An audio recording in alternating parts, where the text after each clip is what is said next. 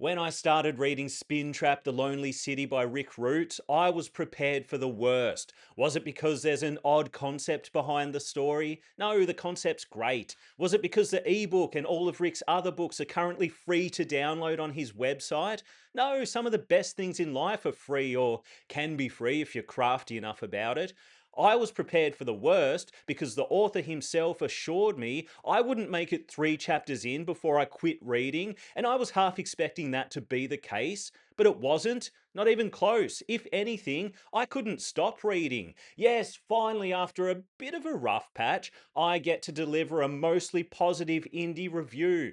Enjoy it while it lasts. No one writing advice. Cut the fluff. Before we get into the nitty gritty, what's the story? Spintrap, The Lonely City centers on Cal, a body snatching being who's been around for a while and lives in a rock, or can live in one of several stones or worlds attached to a mystical band.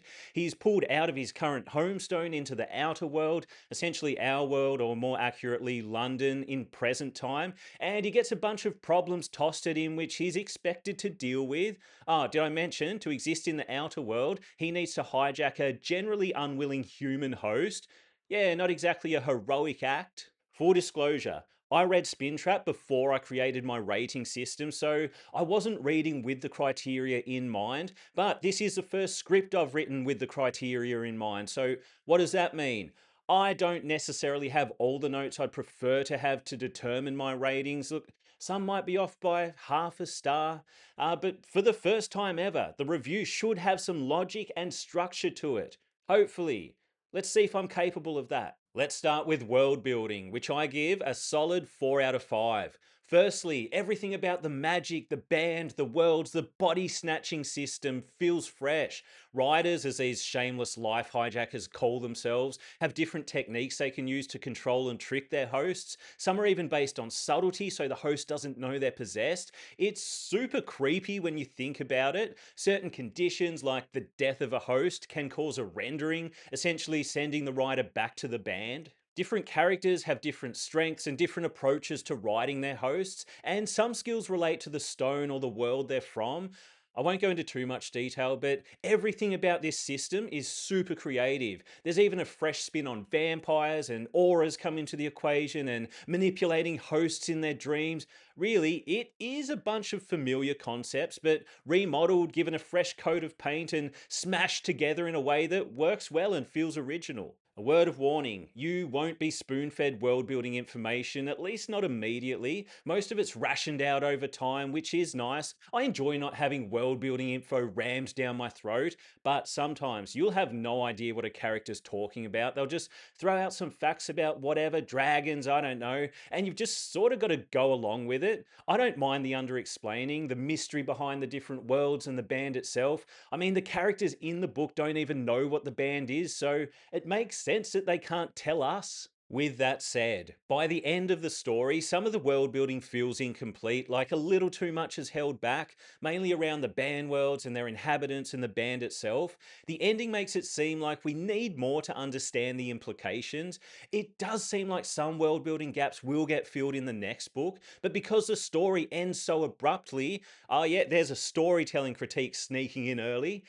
You're sort of left wondering if book one is missing a few critical pieces of the world building puzzle. There's an implied depth that isn't fully explored in book one. Honestly, I think the way the book ends is making me question every category more than I normally would, because the ending doesn't provide the payoffs and answers I need to feel satisfied, so I'm looking for them in other places. This is why I don't like doing ratings, people, because the world building on its own is amazing, but in the context of the story and the ending, I feel a little uninformed. Yes, I've really got it in for that ending, which we'll get to soon. Anyway, the main setting for the story is present day London, and it's presented well enough, but I don't feel like the city has a lot of personality. What really sets it apart from other cities? What makes it the ideal setting for this story? I've never been to London, so I don't know. My point is, have you ever read a story about a real city or even a fictional city, and it feels like the setting itself is a character or has a personality at least? Basically, in this story, London feels more like a generic city setting than one with a deep personality, but maybe all modern Western cities feel that way, I don't know. Overall, it's hard to know if too much has been held back world building wise without reading book 2, which doesn't currently exist, but apparently it will soon. Whatever the case, the creativity and even some of the mystery behind the universe and the magic system make this book's world building some of the most compelling I've seen in an indie book so far. Super original. The world building is as original as the characters are distinct and interesting. Segue, which is why I also give characters a strong 4 out of 5. Look at that, that's two 4-star great ratings already. In case you didn't see my other video where I explained the new rating system, to score above a 4, it needs to be mind blowing, next level, game changing, or close enough to it. So, a 4 is a good score. Great, even. Don't worry, I won't explain the ratings in every review, but the system's still fresh, so I thought I'd drop a gentle, that is, ham fisted reminder in there. Alright, characters. Firstly, our main character Cal and the situation he ends up in and how he deals with it is super compelling. Early inciting incident, he's yanked out of his world into the outer world and shenanigans ensue. I actually don't know how much of his backstory would count as a spoiler, so I won't say too much, but he's been riding for a while. I'll say that much. It's interesting to see him react to modern life and tech. Yes, he hasn't been in the outer world for a minute or two. He even uses some out of date terminology at times, like calling a chemist an apothecary. I can't even say it. Apothecary. Is that it? I don't know. Anyway, I thought that was a nice touch. The author also does a great job of tricking you into seeing Cal as a sympathetic character. Even though he's a body snatching demon, he does some debatably evil stuff, but he's not as evil as the rest of the body snatching crew, so he gets a pass.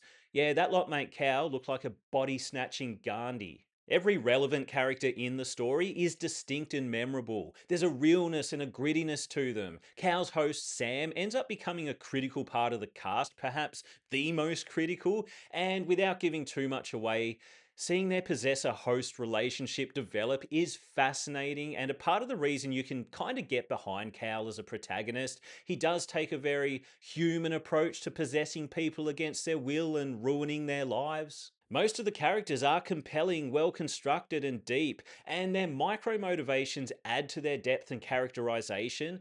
But it's a little hard to get behind them in the big picture sense because it's not clear what they want to achieve. Most just seem to want to be left alone. Cal's been at it for thousands of years now. It's like he's stuck in a job he never applied for and doesn't know how to quit, or even if he should quit, or if he wants to quit. It's just not entirely clear what these characters are trying to achieve and why. Like, what's the end game here? Look, technically for Cal, his goal is to solve all the current mysteries and protect the band. But, like, why? I mean, at one point, he calls the band his doom. Like, just quit, man. I expected some stronger internal conflict around his role, his now immortal life, his overall situation, protecting the band, dancing to its tune. But even though he's active in many ways, he still sort of just goes with the flow. It's hard to say without knowing where the character's going, but it doesn't seem like we get a complete character arc in book 1. I wouldn't say there are any big defining moments that separate early book Cal from end book Cal. Yeah, he goes through some stuff, including an identity crisis, but in the end, is he changed in a meaningful way? I just don't think we quite get to a satisfying point in the character's evolution. While the overall character. Try that again. While the overall characterization across the board is solid, I never felt fully invested in the characters themselves due to their uninspiring long term motivations. I just needed a little more to take these characters from great to mind blowing. We also don't properly meet our potential series antagonist until the end, so we get minimal characterization there. I assume she'll be an important character in book 2, and I'm glad we didn't get a big cliche villain speech, but she's just sort of dumped on us at the end. She is foreshadowed, but we don't really know who or what we're dealing with. It's just another example of me wondering if we get enough of the wider universal puzzle in book 1. I mean, it's partly a plot issue too, but anyway, characters. I will say the tandem character development of body snatcher Cal and unwilling host Sam is nicely executed. As they evolve as characters, their relationship also evolves, and then it's probably a bit of a spoiler. Look, I think most of my critiques are based on the fact that it feels like we're missing a part of the story. We get a lot of what, but not a lot of why. It's like you think it's a three-course meal, but then you finish the main course and then the restaurant abruptly closes before serving dessert. That brings us to storytelling. Oh, this is a tough one because it could have almost been another four, but I'm giving storytelling a 3.5 out of 5. With 3 being satisfactory and 4 being great, 3.5 is still good. Here's why. The story, it's well paced, it unfolds at a nice steady rhythm, it creates a sense of tension and unease early, and believe it or not, flashbacks and dream scenes are interwoven nicely with present day real world scenes. Yeah, you've got to be careful with flashbacks and even more careful with dream sequences. Ew. Maybe it's just me, but I'm aggressively unforgiving if a flashback or dream doesn't have a bulletproof reason for existing on the page. And in this case, they do make sense. They do have a right to exist. Phew. Look, they don't kill the pacing, they provide critical information, characterization, even plot progression in some cases. I can't complain. Throughout the narrative, tension ebbs and flows nicely, although there are a few forced plot points that seem designed to create a false sense of tension. For example, at one point, a character leaves a note saying, "We're being hunted." Well, what? By who? Now you've got my attention. That seems like a conversation you probably should have had in person rather than dropping a note and legging it for no good reason, leaving everyone concerned and confused, including me. Then the character just comes back and it's like, yeah, I mean, I think we're being hunted. More like you're being hunted. I think it seems like someone's probably being hunted. It's like the whole note situation was included to make the situation feel more tense than it is. I will say, most of the plot keeps you, that is me, turning pages. There's plenty of tension and intrigue to go around. The plot's essentially a series of questions, investigations, answers, setups, payoffs, and the journey makes sense in a chaotic sort of way, even if the destination is a bit vague and a little underwhelming.